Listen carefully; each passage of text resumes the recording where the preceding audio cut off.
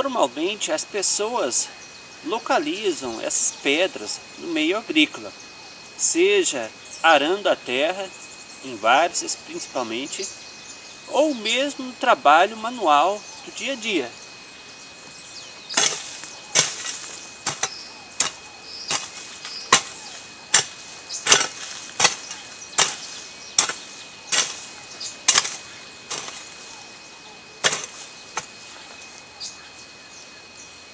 Ué, que é isso? É uma cunha, uma pedra raio que caiu do céu junto com o raio.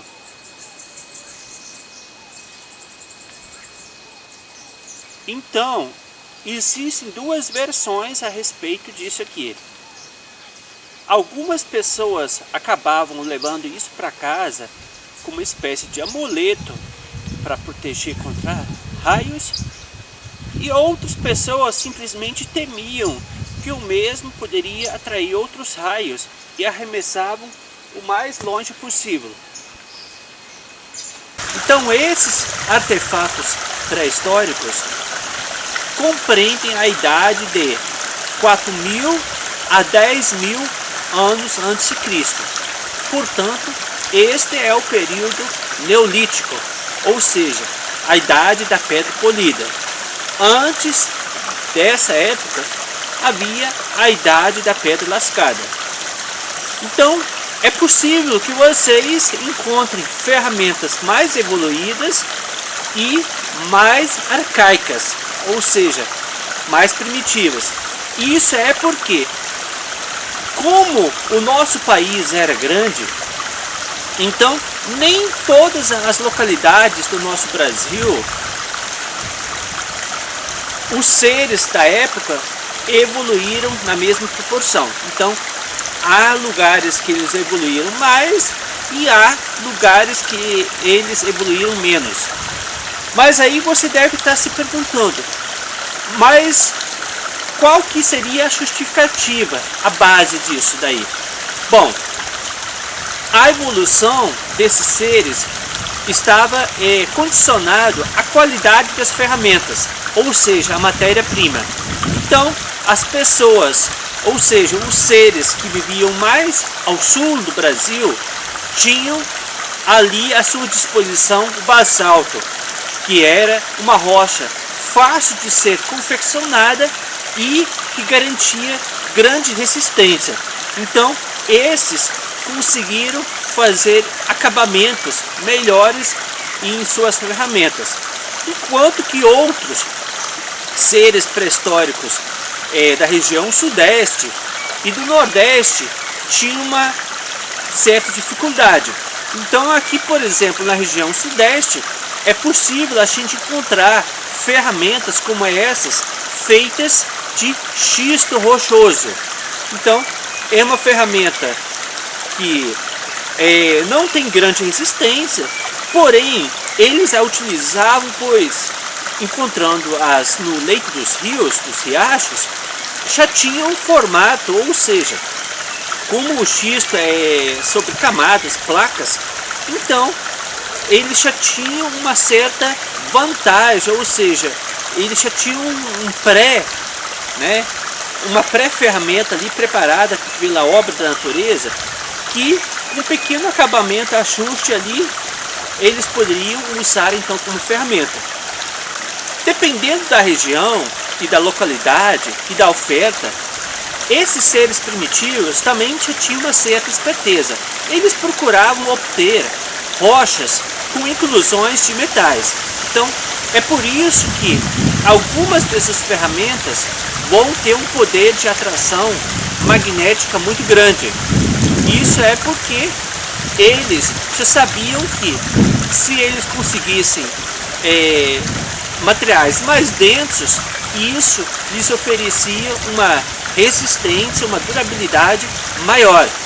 Esses seres primitivos escolhiam um riacho onde havia fartura de areia e rochas. Então eles escolhiam rochas pré-definidas, ou seja, por natureza, que já tinham um acabamento pré-definido, e facilitasse então a sua confecção e ajuste. Pegavam a areia,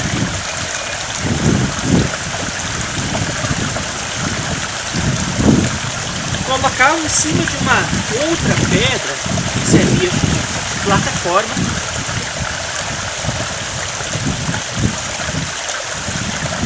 e friccionavam, tal qual vocês podem visualizar aqui.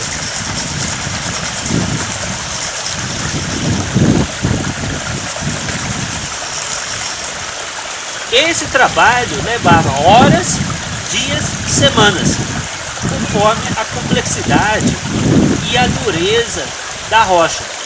Desse mesmo modelo, como eu estou mostrando para vocês aqui, saíam machadinhas, saíam pilões, saíam cunhas,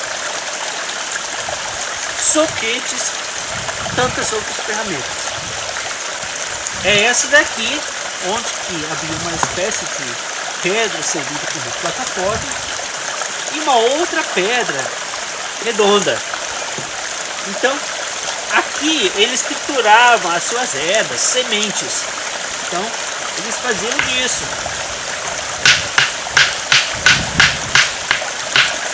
Preparavam seus chás. Então, essas pedras eram utilizadas em diversas formas. Algumas como cunhas, outras como machadinhas. Então, por exemplo, daqui. Então, isso daqui é uma ferramenta arcaica feita por esses seres primitivos, onde que eles utilizavam uma cunha de pedra que servia como machado, colocado dentro de um cabo de madeira. Então eu fiz uma reconstituição aqui de como que era essa ferramenta. Isso lembra totalmente um machado. Lógico que aqui eu utilizei uma corda e aqui eu passei uma fita isolante para que o cabo não lascasse mais. Nessa época, então, desses seres primitivos, eles utilizavam cipó no lugar aqui da corda e possivelmente peles de animais, como veados, entre outros animais que eles caçavam na época. Então eles faziam cordinhas e fitas, né, e passavam várias vezes em cima desses cabos. Então o fato das pessoas muitas vezes acharem alguma pedra dessas isolada no caminho é porque em algum momento talvez esse caçador perdeu essa ferramenta durante a caça, ou ele tenha morrido sofrendo um acidente no local, e aí as pessoas de hoje acabam achando esses artefatos. Muitas vezes, como eu já disse, né, eles são encontrados na hora que a pessoa passa gradeando uma várzea, né, um arado de trator, e acaba tirando ali do subsolo essas ferramentas. Então eu vou mostrar para vocês agora a ferramenta atual, né?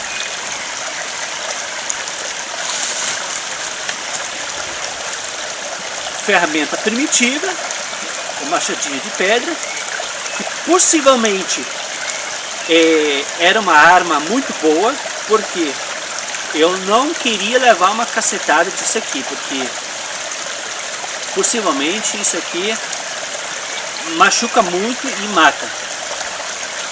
E a ferramenta de hoje, né, que também ficou quase obsoleto já, né? Então muitos já nem utilizam mais o machado. Então veja que como que o homem evoluiu através dos tempos. Então isso daqui é rocha, isso daqui já é aço, né? Então é a diferença.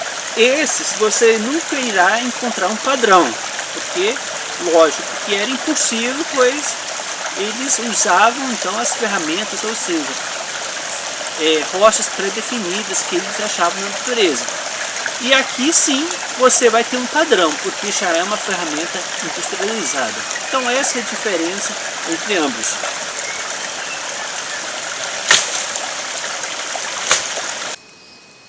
Esses humanos primitivos também cultuavam determinados deuses. Então é possível você encontrar às vezes várias ferramentas ao entorno só. Isso é porque em algum momento ali havia alguma árvore que possivelmente naquela época oferecia para esses seres abrigo e também alimentos. Então uma espécie de retribuir, né, com um gesto simbólico. Então eles oferendavam ferramentas, artefatos construídos por eles mesmos. Então vou mostrar mais ou menos aqui para vocês como que era feito isso daí.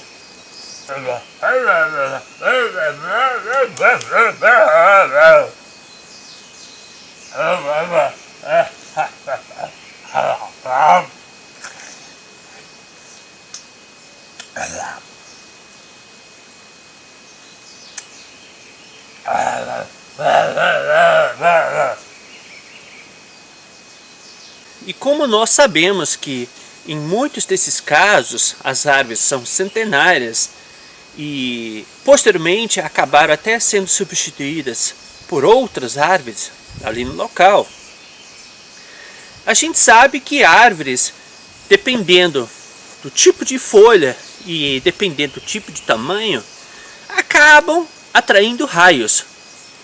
Então muitas vezes o cidadão de hoje, ao se deparar com um fenômeno desses, associa a questão dessa pedra ao raio, uma coisa que não tem nada a ver. Então o fato do raio ser atraído por essa árvore não tem relação com essas cunhas, ou seja, essas machadinhas de pedra, e sim o poder das pontas, já estudado por Benjamin Franklin. Esse vídeo que eu acabei de apresentar está baseado em evidências e pesquisas científicas. Então, a química associada à geologia e à física, então, é capaz de determinar a idade aproximada de determinadas ferramentas e rochas. Então, tudo isso tem base científica. Então, eu quero agradecer aqui ao pastor Rubens Stur, que fez uma doação de ferramentas para mim, né, que algumas machadinhas, um pilão e um socador, né, para triturar os alimentos. Então eu fico muito agradecido e que outras pessoas tenham esse gesto igual ele fez, porque essas ferramentas nas mãos certas, então elas podem resgatar a história dos nossos antepassados, ou seja, os povos que viveram aqui nessa região. Sabemos agora com exatidão coisa que há alguns anos não sabíamos, que essa região já foi toda povoada por seres primitivos. Então não sabemos exatamente quais eram esses seres. Possivelmente não eram índios tal qual conhecemos hoje, e sim seres, homens das cavernas, com hábitos totalmente primitivos, que percorreram toda a região. Pois eu já vi ferramentas dessas aqui em São Roque do Canaã, muito bem acabadas, em Itaguaçu, em Itarana, Colatina, Vila Valério, ou seja, toda essa região aqui do Espírito Santo. Então, e não sabemos também o que aconteceu de fato com esses povos, se eles acabaram sofrendo alguma doença, ou se foi algum fenômeno da natureza, né? Algum fenômeno físico que tenha dizimado esses povos, não sabemos exatamente, ou se eles posteriormente evoluíram para índios, né, tal qual tribos que a gente já tem relatos na história. Não sabemos exatamente isso daí, o que houve. Mas sabemos que essa região já era toda povoada. Isso é fato. Então, eu quero encerrar meu vídeo aqui. E a vocês que tiveram paciência de me tolerar aqui, muito obrigado.